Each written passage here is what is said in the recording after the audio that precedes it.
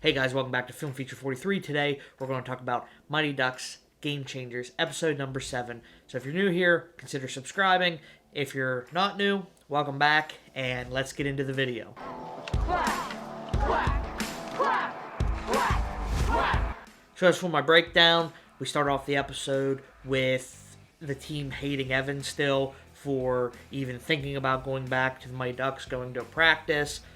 So Bombay calls a team meeting and locks him into a smelly locker room where we find out that the team's just not mad at Evan. There's infighting throughout the whole team.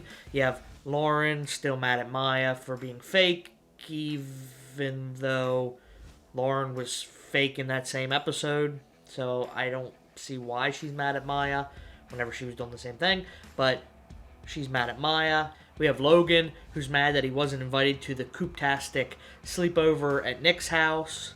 I dream that love would never die. Even though he lives right across the street. Coop is mad because he was an impromptu addition to the slumber party, even though he has no idea what that means. And Sam just isn't Sam. He's not doing the same thing that he normally does. He's not being a daredevil. And then there are two new kids who don't speak English, so they're just there. I don't know what they add to the episode, but they got these new kids. The power goes out, so they head to a frozen pond. We see this throughout the Mighty Ducks series where they go out and play on the frozen pond instead of in the arena. Kind of brings them back to their roots. And Sam is still broken, and their phones might be as well, because Gordon decides to, instead of using the old traditional egg, Soft hands. You don't shoot the puck to your teammate. You sail it to him. Sail it back.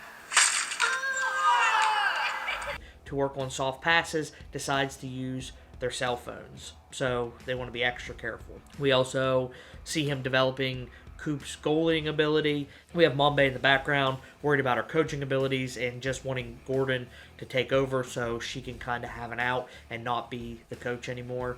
She decides to take a step back until she gets advice from the evil boss stepmom to go and be involved because she shouldn't let Gordon take over what she started, essentially. So she shows up and makes the kids go around the rink blindfolded, which kind of remind me of, there's an episode of SpongeBob where he has to drive his driver's test blindfolded. He practices the whole time blindfolded.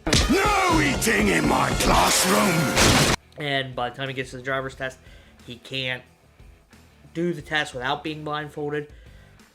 That seems to kind of be what happens here.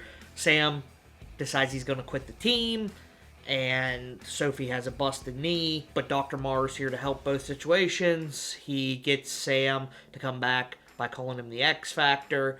He gets Sophie a knee brace, and all is well in the land of the Don't Bothers. They play a game against an actually good team, and someone other than Evan scores, and we're about ready to tie, but Bombay has one trick up her sleeve. It's the blindfold trick. So everybody closes their eyes. They end up scoring and winning the game.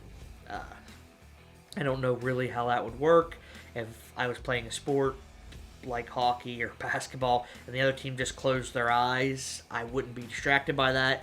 I would probably just take advantage of that and score myself, but that's not what happens. They end up scoring, winning the game, and episode ends right there. Looks like Peter LaFleur has actually blindfolded himself. Yeah, he will not be able to see very well, Cotton. Next episode, we're going to see Bombay letting all the winning go to her head, and she decides that it's no longer about fun. It's going to be about winning now because they have a shot to win, which is kind of the character beats that we see Gordon Bombay doing in the original Mighty Ducks. So she's following that same path, where by the final episode, or the next episode maybe, she'll swing back around and be the fun-loving mom again, because that's what the Don't Bothers are about. They're not about winning, they're just about having fun. So that's the episode. As far as my review goes, I think this actually was the best episode so far. people might disagree with that, but it kind of has that nostalgic feeling of the old Mighty Ducks movies, which is why I think a lot of people watch these shows, is because that's what they're looking for, the old Mighty Ducks magic, where we were kind of more getting sitcom trope type stuff in the other episodes. This one actually focuses on making the team better, although they have to cram it down into like a 30-minute window instead of an hour and a half movie. You still get those kind of unconventional training methods that Gordon brings to the table in the movies. They get rid of the eggs from yesteryear and switch to phones because that's what kids care about now. So the kids that are probably watching this, either with their parents or by themselves, can relate to the phone thing, where back in 1990, whatever, you didn't have a cell phone like that. If they were playing with their cell phones, hitting them across the floor, one, they probably wouldn't break because they're like the size of giant cinder blocks. And second, those Zach Morris phones probably wouldn't slide across the ice as easily as a cell phone would nowadays.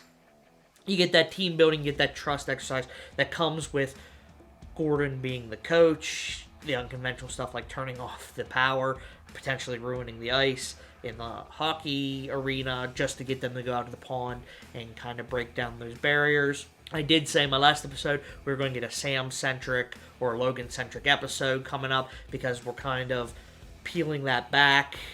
Each player gets kind of their own episode, and I think this was the Sam-centric episode, at least for the most part, him dealing with his stuff. Logan bringing up that he is sad that he didn't get invited to the sleepover, I think is setting up maybe a Logan-centric episode, kind of tying in with the Bombay-centric episode that we're going to get next. Gordon's going to have to lead the mom through stuff that he's already been through, and I think that'll be a good dynamic. Again, I hope we get more hockey. I don't know what's going on with the Czech kids. They just seem to be there.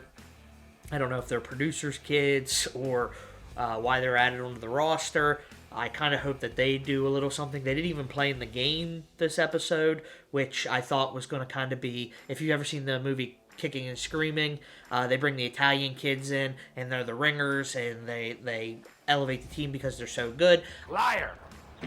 Jack, What? who are you supposed to pass the ball to? The Italians. I thought that that's what we were going to get with these two kids, and we have yet to see that.